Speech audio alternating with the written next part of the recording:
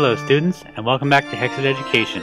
This is lesson number 14, and today we'll be beginning our three-part arc on the Harken Scythe mod. And we'll begin with today's lesson on blood, and specifically blood, biomass, and the glaive as a weapon. You can see that's actually what I'm wearing on my back right now. This is a wooden glaive. And if you look around, you'll see I made a couple of small changes to our classroom. Added a little bit of artwork around here, and over on the wall I added this is a little map of our little peninsula, and I added our school's motto over here, Schola Ex Zenium, which stands for School of Secrets. So that was fairly appropriate. Add a bit of artwork, give this place a little more flair. So without further ado, we're going to dive into our lesson on blood. So for today, we're actually going to go for our first time. I like new stairs. I think I needed a bit of a change there. So we're going to go for the first time into our biology lab. So got the scary looking door here. This is actually the bloodwood door from Natura, using the wood from the bloodwood tree. And here we are. This is the biology lab. And this room is pretty much exclusively for Harken Scythe. On the left we have blood, and on the right we have souls. And we'll be getting to souls in our next episode, but today we're going to be concentrating on blood. So, what is blood? Essentially, there are two material mechanics within Harken Scythe that allow you to gain this, which is blood, and utilize it in various ways to create different objects and to essentially enchant certain objects in different ways. So how do you get started in Harken Scythe with blood? Well, the first thing you need to do is craft yourself one of these. This is an essence keeper, and in order to make this, you need ender pearls. Let me just show you. Yep, it's basically the same recipe as for a glass bottle. You need 3 in order to make an essence keeper, and you need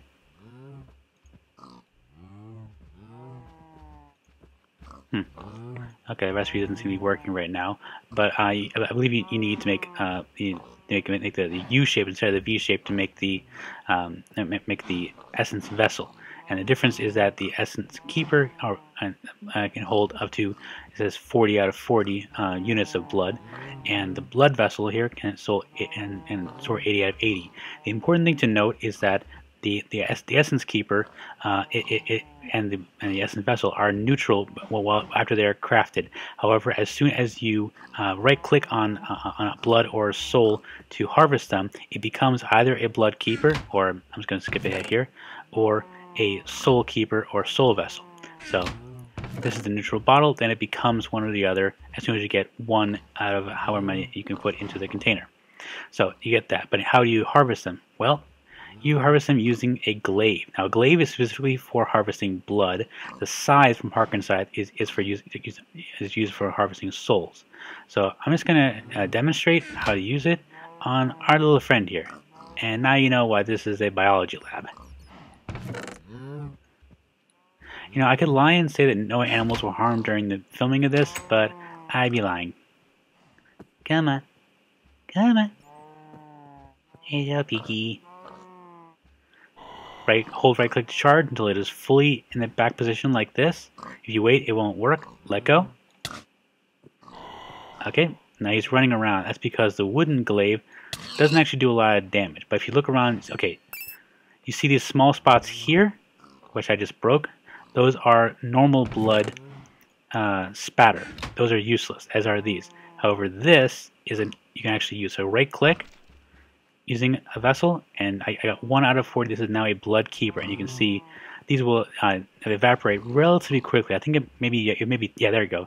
So you have maybe 10 seconds at the most in order to gather the blood into your vessel of choice.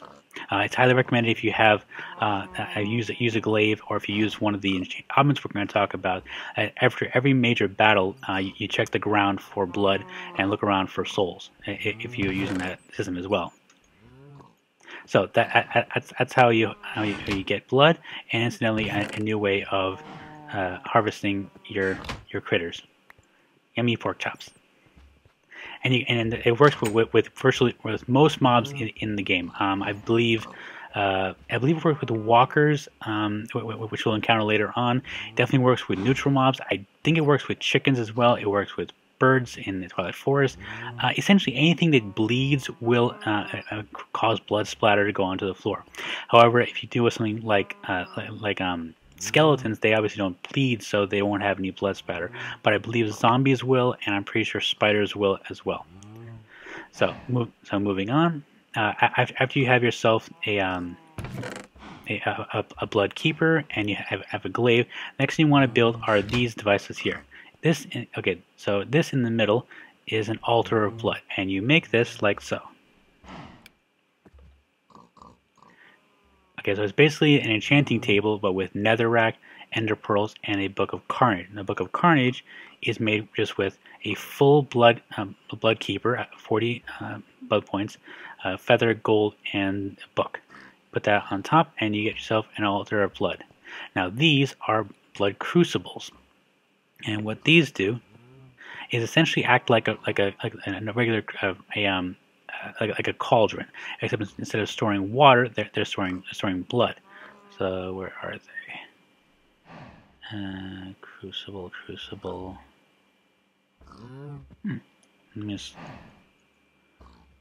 There it is. There you go. Blood crucible. Yes, you basically craft them like a cauldron, but with an ender pearl and out of netherrack. And now the way they function is basically you must have them within 2 blocks of an altar of altar of blood in order to function. And you fill them by let me demonstrate. Actually, I won't be able to demonstrate at the moment. But what you would do is you would have your blood keeper in your hand, and you would right click in the middle to drop off your blood into there. I do not believe you can fill up. You can't fill a blood keeper from a blood crucible, unfortunately, if you want to craft something. But you can input. And what you can do here, I think.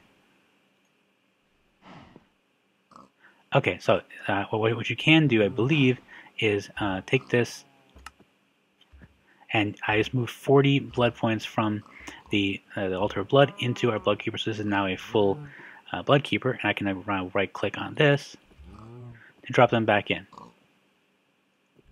But now this is now an essence keeper. And if you noticed, if you did the math right there, I actually lost one blood point in the process because this already had 1 and replaced it with 40. So not incredibly useful to do it that way, but if you need to craft something, that will work. So let me just drop that off. So once you have this, it acts pretty much like an enchanting table. So you sit into here, and you put whatever item you want into here, and you use the blood as currency. So I'm getting ahead of myself here. So what you can do is put items into here, hit the button, whichever comes up depending on what you put into this, and use this as a currency to augment the item here. I should, however, point out that there are some augments which are not available through the altar of blood. They're in fact available through the enchanting table, and we'll be getting to those in just a moment. But first of all, I want to show you one of the more unusual aspects of Harken Scythe, and ultimately the reason I wanted to have a whole episode on blood and specifically biomass in the first place. Now, in general, in Hexxit, it's not gonna be really that useful to use the blood mechanic. That's right, the biomass mechanic. It is, however, fairly interesting, so I thought you might find it interesting as well. So, very quickly, what is biomass? Biomass is a material which is used to craft various weapons. We've come across most of these in our survey through the tools and weapons in our melee weapons department. Shovels, glaives, swords, scythes. You can even make armor, boots, all variety of things out of biomass. But how do you get biomass? You get biomass, and I should note the main benefit of using biomass is that as you collect blood, not using blood, but as you collect blood, it will replenish the durability of your armor. But again, it's not that great to begin with unless you're doing a lot of blood and soul gathering. Not the best armor in the game. Definitely not as good as the Hexxit armor, but it is a mechanic that's available. How you get biomass is this. Pretty cool, huh? This is my little underground biology lab for growing biomass. Now what we have here are in essence, I believe these are fully grown biomass plants, and you can tell because they have the little eyes over here. This one over here is immature. I believe it's a 4-stage process. and it's almost grown before. Oh, it's a four-stage process of growth after you you germinate the seed, and that's the tricky part. So here are the steps, and I note that what's under here is soul sand. This is dirt just as a barrier, because if you make one of these into a block for this, it will spread into nearby soul sand. So I blocked this one, so this block of soul sand can be used for demonstration purposes only, but normally you'd want this whole thing to be soul sand. So here's what you do. First thing, you take mushrooms, sugar, and spider eye to get fermented spider eyes. Normal enough. From vanilla, you can use them to make potions. You take a fermented spider eye and you add it to another wort in a crafting table to get a biomass seed. Then you take a biomass seed and you take it upstairs into your altar of blood and put, I think it's 10 points of blood to make a germinated biomass seed. And then things get interesting. After that, you need to get yourself a creep ball. And how you make that is a little complicated. I'm just going to show you the recipe here. Yeah, you need 4 spider eyes, a slime ball, and 4 rotten flesh. See, you thought rotten flesh was useless. Well, it definitely isn't, but this is one of the better uses for it in Hexxit. Make a creep ball. And I should note, you only really need one of these things because, like I said, actually, I'll show you these so you understand. You take your freshly made creep ball, and you right-click on a soul sand block. Now this is now a creep block, and you can tell because it turned red. And what creep block does is it allows you to plant a germinated biomass seed. But in order to plant it, you need a couple extra things. You need take a glaive, right-click on the creep block. There it is, and then quickly right-click with the germinated biomass seed. Okay, this is now planted. This is the first growing stage. Now, one thing I should note, okay, do you see this block, how the block itself looks kind of pinkish in the middle, but it's a little dark, lighter red on the dark red on the outside, but this one and this one look a little more duller red. That's because over time, blood has been used to germinate the seed. But if you have an essence keeper or an essence vessel in your hand, you can right-click and use a little bit of the blood in there to act in a way like bone meal and increase, see, the color just is way more vibrant, increase the growing speed. It does take a little bit of time, I'd say about a Minecraft day or so, to grow to full maturation, which are these here. Now, next thing, very, very important. You can harvest a biomass seed with just your bare hands. However, if you harvest it using a scythe, you will get more seeds. So I'm actually not sure if it's charged or regular, so let's find out. Yep. Okay, so I just got 2 pieces of biomass, which is the material you want, and a biomass seed. Now if I just done this without the scythe, just left click, see, I only got 1 biomass, but I got 2 seeds. So if you want a higher biomass yield, which is usually what you want to get, use the scythe. Let me see what happens if I left click. Yep. Okay, so that time I only got 1. So, okay, so all right, so in general, you want to use the scythe because you'll get a better yield, but not necessarily a better material yield versus seed yield. And see, this one is still growing, so it takes a while to grow, but it's a useful little mechanic in the end. Okay, so that's how you make biomass. When I first started checking out Harken Scythe, I thought you can only do it topside above ground, but if you have enough light, it will germinate underground. So rest assured, you can have your own little biomass cellar just like this. All right, so next up, we're going to talk about the augments, and this is a bit more complicated. Basically, if you put blood into the altar of blood, you can put items into the slot here and augment them.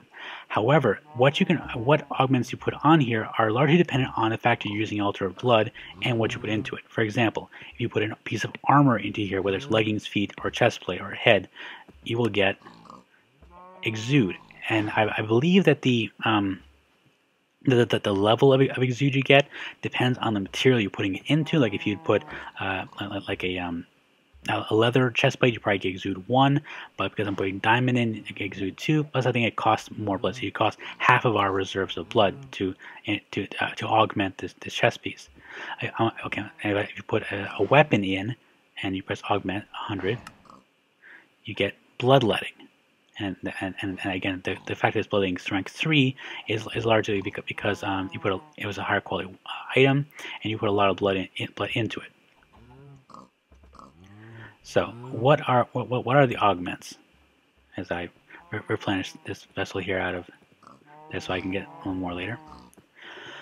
The first one is one I just showed you, bloodletting. What this does on weapons is it allows a 10% bleed chance per rank, and for the most part these are three ranks is the maximum. But I'll show you in our Enchanting table. You can tell a little better than with the Altar of Blood. The second one is one I just saw, which is exude, and this only affects armor. Basically, per rank, this is a 4% chance to reduce wither or poison damage. So it's not very high. So you get at rank 3, only 12% chance, but somewhat useful if you're going up against, I don't know, a lot of cave spiders or against the wither. Now that there are several others which as far as I can tell, you cannot really get to via the Altar of Blood, but you can get to via the Enchanting table. And I believe that if you did not have Enchanting Plus installed as a mod, which we do have in Hexxit, you can access these like you would normally just by random chance using the Enchanting system. However, because we have Enchanting Plus, we can do this. So I put a piece of armor in here. Exude goes up to rank 4. It costs 28 levels, but that's still quite a bit. Now, one thing is interesting. Yeah, because I used blood to enchant in the first place and not levels, I can't get levels back from exude, so that you can't cheat that way. The next one I want to show you is, Afterlife. Here we go. And Afterlife looks like you can go rank 3, I believe, but you need more levels than I have at the moment. And what Afterlife does is at 10 levels per rank to create a mob egg upon the death of a mob. So if for some reason you wanted to make a lot of eggs for, I don't know, blazers or something, you could use that. Not incredibly useful, but you can give it a try if you like. Okay, and I think that's most of them except for here you go. So bloodletting only has 3 ranks, as it shows here. Here we go, sanguinary. Now this is kind of interesting. I think it has three levels. What sanguinary does is it only functions when you're actually using a biomass shield, as we talked about in our a lesson on Asgard shields. And what it does is when you're having a biomass shield in your hotbar, it allows your Vanguard ability to heal you by up to 3 hearts. 1, 2, or 3, depending on your rank, when the Vanguard strikes a target. So it's basically a buff to your Vanguard ability. No, it's not too bad. As are most of the enchantments, the augments through Harken Scythe, they're very expensive. So whether or not you want to use it is sort of it's up to you. The one thing I'm kind of confused about, and I'm not actually seeing here. And honestly, I'm not sure why. Maybe it needs to be, it might need to be on a glaive. Let's try that.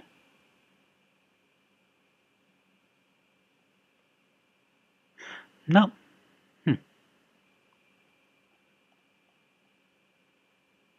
Okay, so I'm actually not sure where it's from, but there is one more blood augment that it's called hemorrhage. And what it does is it causes bleeding about 5 seconds per rank. Unfortunately, I'm not really sure what you need to augment in order to get it to work. So if you guys find out about that, let us know in the comments. Okay, so that's pretty much all the augments from the blood section of Harken Scythe. The last thing I want to show you is sort of a teaser because in a couple episodes we're going to have our big armor episode. But I just wanted to show you this, and this is bloodweave armor. How you make this? And you take you take wool and put it in your altar of blood to make bloodweave cloth. Take the bloodweave cloth and put it in an enchanting table. That's right, in a crafting table. And you make the various pieces. And in general, it's not very strong armor, but it does have it does do one thing fairly well. If I can get some more blood here, let's use the full one. Okay, so let me just show you what it looks like on me. Kind of almost looks like a radiation suit. Okay, so what this does when you're wearing all 4 pieces is it allows you to drink blood. Now you can, let me show you actually. You can drink blood without wearing this, but watch what happens. Okay, I just took 3, and increasing. Okay, so it's increasing my strength, but at the cost of hunger. However, when you are wearing a full blood suit,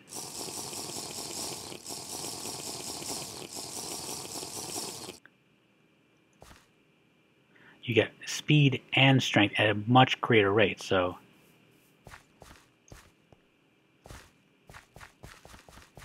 that's a bit faster. So if you watch the indicator on above my XP level, watch this. I'm gonna go for broke here.